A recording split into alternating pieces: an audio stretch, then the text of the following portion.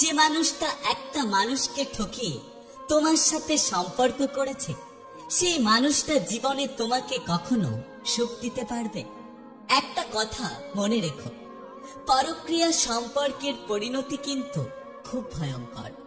আপনি তার জীবনে আসেন একটা রঙিন পর্দার মতো, যেখানে সাময়িক ভালোবাসা, কিছু উত্তেজনা, কিছু সময়ের প্রশান্তি থাকে।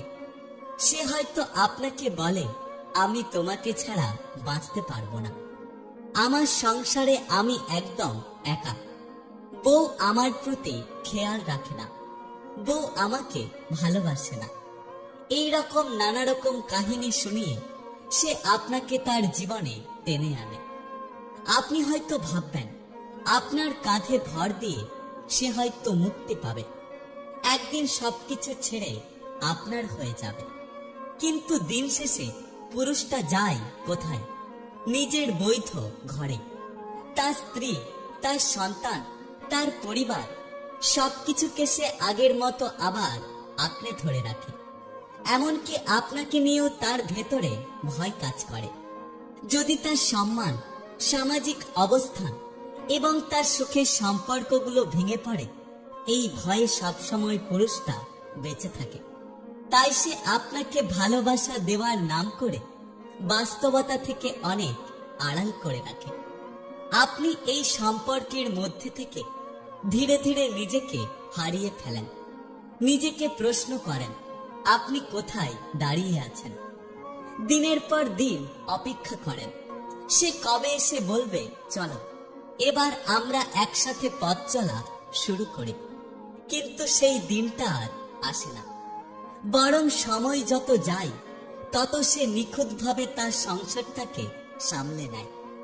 আপনাকে রাখে একটা লুকানো, অপ্রকাশিত আবেগের খাঁচায়, আর আপনি সেই খাঁচার পাখি হয়ে থেকে যান। ভালোবাসার নামে বন্দী, অথচ মুক্তির কোনো আশা নেই। আপনি হয়তো নিজেকে বোঝাতে থাকেন, সে একদিন বুঝবে, একদিন সে ফিরে আসবে, একদিন আপনাকে চাইবে, একদিন আপনার কাছে এসে বলবে, আমি শুধু তোমাকেই চাই। আপনি হয়তো ভুলে যান, পুরুষটা আপনাকে চেয়েছিল পাশে, পেছনে বা সামনে নয়। কারণ সমাজে তার জায়গা, সম্মান, পরিচয় সবকিছুই সেই লিগাল সংসারের ভেতরে সীমাবদ্ধ। একটা কথা বলুন তো, এই খেলায় আপনি কি পান? কেবল একরাশ শূন্যতা, অপমান আর অনিশ্চিত ভবিষ্যৎ। তার জীবনে আপনি ছিলেন একটা পর্ব, আর তার স্ত্রী ছিল পুরো বইয়ের মূল কাহিনী। আপনি নিজের আবেগ, বিশ্বাস, সময় দিয়ে তাকে বুঝতে চাইলেন, গড়তে চাইলেন, অথচ সে কেবল আপনাকে ব্যবহার করে নিজের ক্লান্তি ঘোচাত।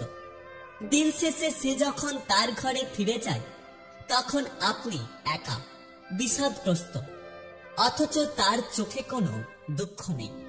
আর সব থেকে আশ্চর্যের বিষয়, আজ পর্যন্ত কয়জন পুরুষকে দেখেছেন যারা সত্যি পরক্রিয়া সম্পর্কের জন্য নিজের সবকিছু হারিয়ে সেই পরক্রিয়া সম্পর্কে থাকা মানুষটাকে গ্রহণ করেছে?